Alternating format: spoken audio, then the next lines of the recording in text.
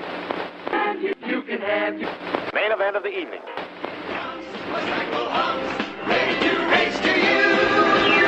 These days are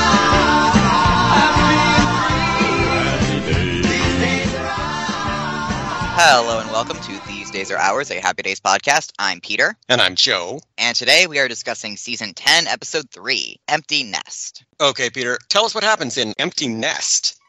We open with Howard arriving home to discover that the living room furniture has all been replaced with inflatable furniture by Marion. Marion! Surprise! Surprise! Surprise! Howard's starting to worry. After the studying Hungarian and making wine in the bathtub, Marion's had trouble finding things to do now that Joni and Lori Beth and Richie Jr. are gone. She's even been pitching in at Arnold's for free. Howard thinks they should take advantage of the free time and just be together. We could watch TV naked. Oh, Howard, not that again. So Marion calls Fonzie and cancels. At Arnold's, Fonzie and Ashley are about to leave to see My Fair Lady, only for Fonzie to stall for a candlelight dinner. Let's not be a prisoner at the time. Let us seize the moment to be free, huh? And Roger, too, accidentally reveal that Fonzie gave their tickets to him. And also, tonight is Rex Harrison's last night in the show. Fonzie admits that since Marion backed out tonight, he couldn't leave. And he didn't know how to be honest with Ashley, but it won't happen again. Ashley quips that the wine they're having, which Marion made in the bathtub, it gets better after a while. This is not a wine for drinking. This is a wine for laying down and avoiding. At the Cunningham house, Howard and Marion are failing to make small talk. And Marion laments that their lives are empty and meaningless. Look, we did a good job raising our kids, and now we should reap the rewards.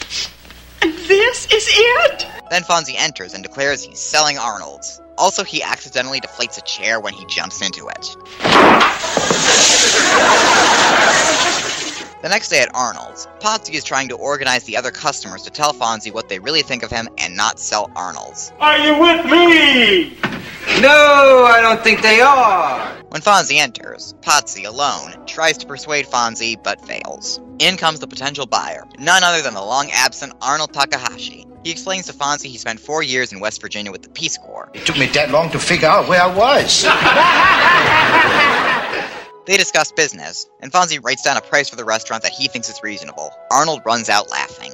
At the beauty parlor, Marion bursts out crying, talking to two other housewives. Richie's in Greenland, Joni is in Chicago, and my new furniture leaks. But they know exactly what Marion is going through, with her kids grown up and moved out, and they convince her to do everything she put off doing to raise her kids. Not just arts and crafts, the things she's always wanted to do. When Howard comes home, the inflatable furniture is all gone. The living room is empty. Did we have a robbery, I hope? And Marion has a stylish new do and a new lease on life. Also, she rented a trailer. When she and Howard first got married, they used to go over a huge map of the United States. But now, Howard hates the idea of traveling around in a tiny camper when gas is 29 cents a gallon. They argue. You want to just sit inside on your lumpy old furniture for the rest of your life and never try anything new. Bingo, Marion. That's exactly what I want to do. Well, I have no intention of living like that, and if you don't like it, Howard Cunningham, that's just too damn bad! And Howard is about to go spend the night at the lodge. The two cool down, and Marion admits that she doesn't know what to do with herself. Howard still has hardware, but Marion doesn't have a job anymore. Howard admits he's been a jerk, and he promises to spend more time with Marion, and drive for the summer in the trailer, and let Marion work part-time in the hardware store. Then she takes him on a mini tour of the trailer and its mini utilities. Back at Arnold's, Fonzie and Ashley, in her capacity as his accountant, and Arnold meet to discuss business, with Arnold buying back the restaurant. See, I just got back from Chicago, and Al showed me his half of the business for a song. And Fonzie becoming a silent partner again. Ashley greets Arnold in Japanese, which he doesn't understand, but Fonzie does. How did you know that? It's a gift.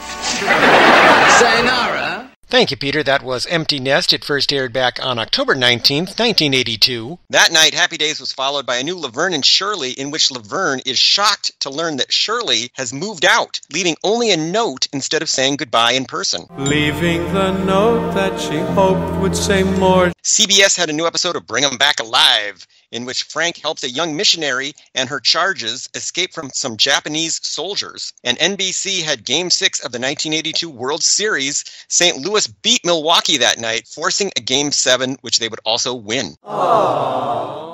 So, Peter, of those three choices, what are you watching? I'm probably going to stick with Happy Days and Laverne and Shirley tonight. I would have to as well. We have not only the return of Arnold, but the dissolution of the Laverne and Shirley friendship. The point where Laverne and Shirley's title finally becomes a lie. Empty Nest was directed by Jerry Paris, and it was written by Paula A. Roth. The last of Paula's episodes we covered was Hello Flip. As for guest stars this week, we have a couple of classic sitcom moms. Excuse me, is something wrong?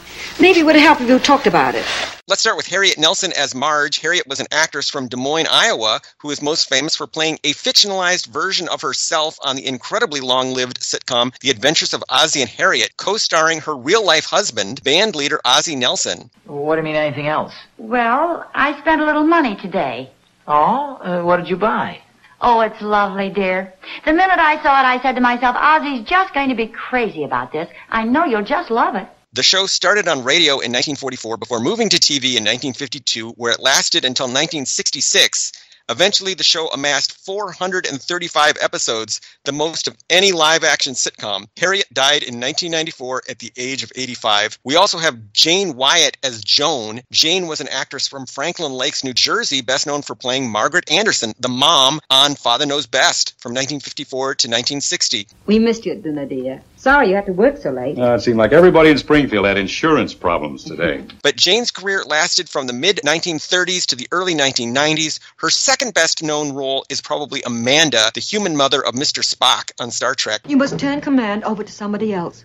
Mother, when I was commissioned, I took an oath to carry out responsibilities which were clearly and exactly specified. Any competent officer can command this ship. Only you can give your father the blood transfusions that he needs to live. She reprised the role in the 1986 film Star Trek IV, The Voyage Home. She died in 2006 at the age of 96. Peter, what did you think of these two classic sitcom moms, Harriet Nelson and Jane Wyatt? I really enjoyed seeing them. Even if you don't know who they are, chances are you of course know who Spock's mother is, you ignorant plebs. It was just a nice little tribute to sitcom moms of the past. And even without knowing that, it's still a very nice scene. It's a scene of female solidarity. Marion is going through all these feelings, and Howard can't or won't understand because he is an ignorant pig. At least until he does understand. I like the scene a lot as well. It works better if you know The Adventures of Ozzie and Harriet and Father Knows Best and recognize these two moms from those shows. But it also works just as a scene on its own. And it's nice to see that Happy Days is remembering its roots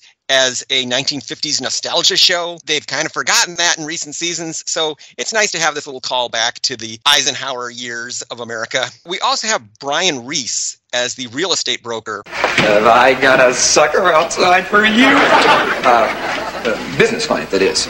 Brian is a film and TV actor who had a handful of screen roles from the late 1970s to the mid-1980s. You could have seen him on Heart to Heart, BJ and the Bear, and Remington Steele. He's also in the 1984 horror classic A Nightmare on Elm Street. From Wes Craven, director of The Hills Have Eyes and Last House on the Left, a new masterpiece in fantasy terror, Nightmare on Elm Street. Brian is now an acting teacher with his own studio in West Hollywood. Peter, what did you think of Brian Reese as our real estate broker? It's a small role. He's got like one joke about how he thinks that Arnold is a sucker. It's mildly amusing. He makes the most of it. He is very much the cartoonish, sleazy salesman type guy, as you can tell by the sky blue blazer that he is wearing. It's very used car salesman. It feels like we just had characters like this not long ago in the Chachi's Future episode. Yes. And last but not least, we have the return of Pat Morita as Arnold Takahashi. Oh, you still cool. You're still Japanese. Pat was a regular in season 3, and he made cameos in seasons 4 and 6. During his time away from Happy Days, he starred in an unsuccessful show of his own called Mr. T and Tina.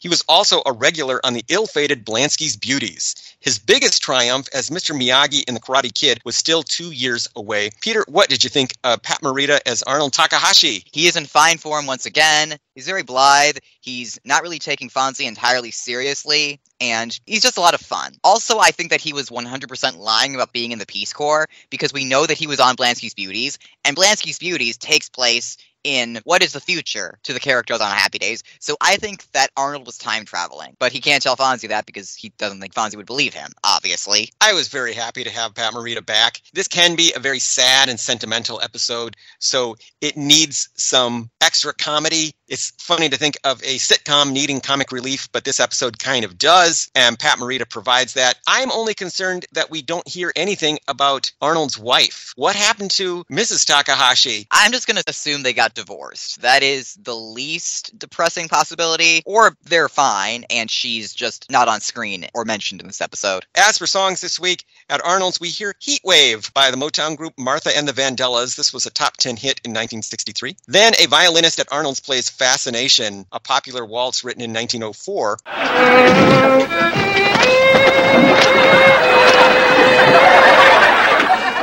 We talked about the song in our review of Another Night at Antoine's, where it was used in a similar manner. Then we hear an instrumental version of Since I Don't Have You, a ballad originally recorded by the Skyliners in 1958. There have since been hit versions by Don McLean and Guns N' Roses. You know my favorite version of that song, though, Peter? What? It's in Buckaroo Banzai. Yeah, that's a good version. Peter Weller, RoboCop himself, sings it. I don't have plans or schemes, and I don't have hopes and dreams. During Arnold's conversation with Fonzie, we hear Easier Said Than Done, a #1 hit for the Essex in 1963. The Essex was an unusual pop group in that its members were all active-duty Marines at the time. It's kind of a cutesy love song. Which makes them being Marines even wilder, I take it. Yeah, it doesn't sound like Marines at all. Deep in my heart, I know it, but it's so hard to show it 'cause it's easier said than done. Marion sings The in My Soul, a popular song written in 1935 for the 50th anniversary of the University of Pennsylvania Mask and Wig Show. It's since gone on to be a jazz standard and has been recorded by Ella Fitzgerald, Bing Crosby, Perry Como, Doris Day, and many others. During the tag, we hear Sweet Little 16 by Chuck Berry. And finally, Arnold sings a bit of By the Beautiful Danube, a waltz composed in 1886 by Johann Strauss II. As for cultural and historical references, empty nest syndrome refers to the grief that many parents feel when their children grow up and leave home. Symptoms might include frustration, loss of purpose, anxiety about one's children, emotional distress, and even marital strain. Doctors recommend looking for new challenges and opportunities to fill the void. What did you think of this episode's handling of empty nest syndrome? I think it's a bit exaggerated, but I also think it makes sense, and it's very much tied into Marion's need to do things. That's kind of been a recurring theme on Happy Days. There have been a number of episodes that are just about Marion feeling unappreciated, feeling ignored, and wanting to do new things so that she's not just seen as a source of labor. I think it's actually a little bit more surprising that it doesn't affect Howard more, but as she points out in this episode, Howard has a job. Howard might be in a bit of denial, focusing on his job at Cunningham Hardware and ignoring the fact that his kids have grown up and moved out of the house, which is also a sign that you are getting older and therefore closer to death. That actually would be consistent with Howard's character. Think back to Home Movies, where it was a plot point that as the summer was passing, he was getting really, really into baseball as a means of dealing with the fact that he was going to be a grandfather. Marion has purchased a living room full of inflatable furniture. What is it? It's blow your own. What? She's ahead of the curve since inflatable furniture was not mass-produced until 1967. The military had been experimenting with inflatable structures as early as the 1940s, but the type of inflatable armchair that we see in this episode did not debut for 2 more decades. The first commercially available model was called Blow and retailed for $20, including an air pump and a repair kit. Adjusting for inflation, No pun intended. Marion has probably spent about $1,000 on this new living room set. Oh, Jesus. What did you think of the inflatable furniture in this episode? It doesn't look particularly comfortable, and as mentioned, it's easily punctured, and it's a mess to clean up. But I will say that I'm glad it was in this episode, because the part where Fonzie jumps to the chair without looking and accidentally ruins it, and he just quips, Got new furniture, huh? was my favorite moment in the episode. That was a pretty good gag. I've been saying for a while that I wanted a scene where Fonzie goes to jump into Howard's chair and it isn't there. This week, I more or less got my wish. Howard's chair isn't there, but there is the inflatable chair. Marion is said to be studying conversational Hungarian. I mean, 1 week you're studying conversational Hungarian, and the next you're making wine in the bathtub. A nice thought, since the language has 17 million native speakers, but Wisconsin has a relatively low percentage of Hungarians. It seems the Hungarian diaspora in the U.S. is mostly limited to the major cities, New York, Los Angeles, Chicago, plus the state of Ohio. If Happy Days were set in Cleveland, this would make more sense. One thing that surprised me when I moved to the Chicago area was hearing so many people speak Polish. At my local library, they've got entire sections for Spanish language and Arabic language and Polish language literature. Howard says he has Flash Gordon's furniture. Sitting on Flash Gordon's furniture. Flash debuted in 1934 as the hero of a space adventure comic strip that was a direct ripoff of Buck Rogers. Flash has since been heavily merchandised and has appeared in seemingly every medium imaginable, including a big-budget 1980 film. Flash! Savior of the universe! Peter, have you taken in a lot of Flash Gordon content in your lifetime? No, but like you mentioned, he's an incredibly popular character. He's incredibly influential. So even if you've never seen anything with Flash Gordon, you've seen stuff that he has influenced. For the record, I have seen the 1980 film. It's pretty good opulent space nonsense. The inherent problematicness of Ming the Merciless aside. Ashley is looking forward to seeing Rex Harrison in My Fair Lady. The acclaimed British actor first portrayed Professor Henry Higgins opposite Julie Andrews on Broadway in 1956. The rain in Spain stays mainly in the plain. The rain in Spain stays mainly in the plain. Again. He won a Tony for the role and played Higgins again in the 1964 film. He kept playing Higgins off and on until the 1980s, and it looks like he did tour with My Fair Lady, so this performance is not impossible. Peter, had you been around back then, would you have wanted to see Rex Harrison play Henry Higgins live on stage? Absolutely, I would have. I am a recovering theater kid, so yeah. Fonzie says that if they miss the show, they can play the album. There was a cast album for My Fair Lady featuring Julie Andrews and Rex Harrison, released by Columbia in 1956. It was a massive hit both in America and England, topping the charts and selling millions of copies. Roger says that Danny Thomas will be replacing Rex Harrison. Oh, I'm sorry. I guess you haven't heard. Tonight is Rex Harrison's last performance. He's going to be replaced by Danny Thomas. Michigan-born comedian, actor, TV producer, and philanthropist Danny Thomas did many things over the years, but playing Henry Higgins was not one of them. He did, however, play Howard's father in season 5 of Happy Days. If Danny Thomas, the actor, also exists in the Happy Days universe, that brings up some issues, Peter. I wonder if there were ever any points in time where Danny Thomas and Grandpa Cunningham met, and it was just really awkward for both of them. Or maybe they switched places, like Prince and the Pauper. Possibly. Mork actually meets Robin Williams in one episode of Mork and Mindy, so perhaps Grandpa Cunningham and Danny Thomas could have met. Arnold says he joined the Peace Corps to see the world. President Kennedy established the Peace Corps in 1961 as an organization that would train and deploy volunteers to places in need around the world. They don't send people to West Virginia, though, which further suggests that Arnold was never in the Peace Corps, as you said. Because he was time traveling. That's how he was in Blansky's Beauties. The trailer that Marion has rented seems to be modeled on the classic Airstream trailer, a line of travel trailers noted for their rounded shape and polished aluminum appearance. This one doesn't seem quite as shiny and mirror-like as a real Airstream. The company has been around since the 1920s, but the iconic design that we know was introduced in the 1930s. Airstreams caught on during the 1950s and maintain a loyal, almost cult-like following today. Howard refers to the trailer as the Hindenburg. And I have no intention of traveling around the country in the Hindenburg here. He's referencing the doomed German airship, which famously caught fire in New Jersey, killing 35 people in 1937. The Hindenburg did have an aluminum frame with a cotton skin, so it has some structural similarity to an Airstream trailer. Peter, were you ever fascinated with the Hindenburg at all? I knew about it, but that was not a historical disaster that I was fascinated with as a child. I guess I was for a while because of the Led Zeppelin album cover.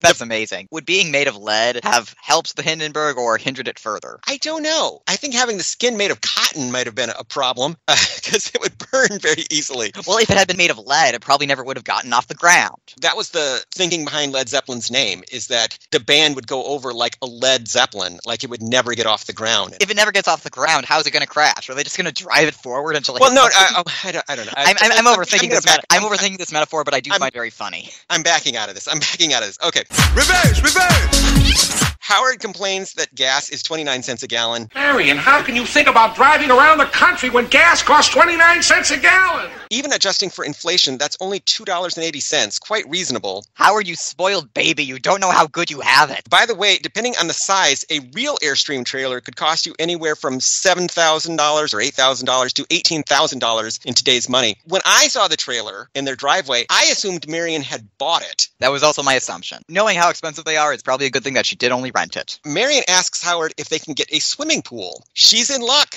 The Happy Days house at 565 North Cahuenga in Los Angeles already has a pool. Can we have a pool, Dad? Can we have a pool, Dad? Can we have a pool, Dad? Can we have a pool, Dad? Can we have a pool, Dad? Other observations this week, Howard's would-be catchphrase, Jiminy Crickets, makes an appearance here. Jiminy Crickets! Marion! I think we're in the twilight of catchphrases on Happy Days, Peter. Indeed we are. Although I think in this one it serves a purpose so that Howard doesn't shout out a swear as he fails to sit in an inflatable chair. Oh, I didn't even think about that. This episode gives us a little information, very little information, about what is happening to Richie, Lori Beth, and Richie Jr. Richie Jr. and Lori Beth are supposedly in California. Are Richie and Lori Beth going to find happiness in California? But Richie is still in Greenland? Richie's in Greenland? What's going on with Richie and his family, Peter? The best explanation I can think of is that maybe Richie and Lori Beth are planning to move to California after they're done in Greenland, after Richie gets discharged. But that's going to be contradicted later on when Richie and Lori Beth do come back, and they come directly back to Milwaukee. And that's where Richie breaks the news that he wants to move to California and do movies. So maybe the writers were already thinking about California. That was maybe something they had planned for Richie in the future already. I'm sure Arnold spoke for a lot of viewers when he asked where Richie, Ralph, and Joni were. By the way, where are the kids? Where Richie? Where Ralphie? Where Joni? He then asks why Potsy even bothered to stay. I'm still here. Why? I thought that was all a little on the nose. What did you think, Peter?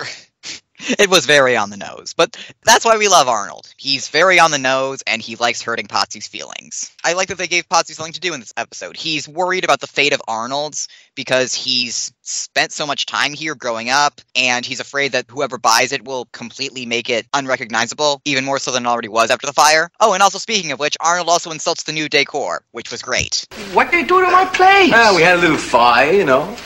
When they gonna fix it? I like that Arnold gets to roast Happy Days while he's on Happy Days. That's a lot of fun. Once again, Linda Pearl was raised in Japan, so she really spoke Japanese. Meanwhile,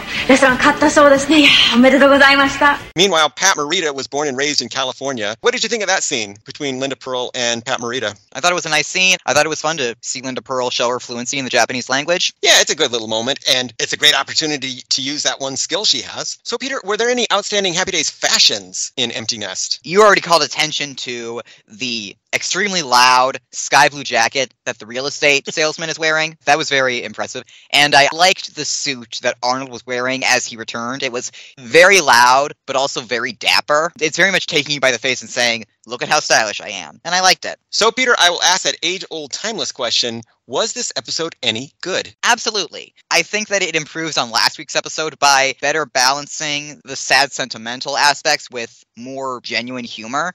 And it's great to have Arnold back. And it's also great to have a little tribute to sitcom moms of the past. I liked all the same things about this one. Again, they're doing two sad, sentimental episodes back to back. This one was way more fun than the previous one because we have things like the inflatable furniture and the trailer. And then we have this whole other story with Arnold and Fonzie that's a lot of fun. And I think it's interesting to have an episode that explores what would happen to Howard and Marion once their kids move out of the house. That's an issue that real parents deal with all the time. So it was good to have a sitcom episode about it. Even if it's not the most fun episode of Happy Days ever, it is something significant that's happening in their lives. So I'm glad that the show gave it a little bit of attention. So, Peter, how can people keep up with us and find out about all the wonderful things we are doing? Listeners can follow us on Twitter at Fonzie Podcast. They can follow me on Twitter at Peter Volfranc. That's PeterVulfranc. And they can follow me on Twitter at Joe_A_Blevins. They can find this podcast online at thesedaysaroours.libsyn.com. And they can email us with questions, comments, and concerns at thesedaysaroourspodcast@gmail.com. So, Peter, what do we have on the docket for next week? Next week, Fonzie tries to bond with Ashley's daughter Heather. And we finally get our new Joni for the season, Casey Cunningham, in A Night at the Circus. I'm getting worried that there might be clowns in this episode.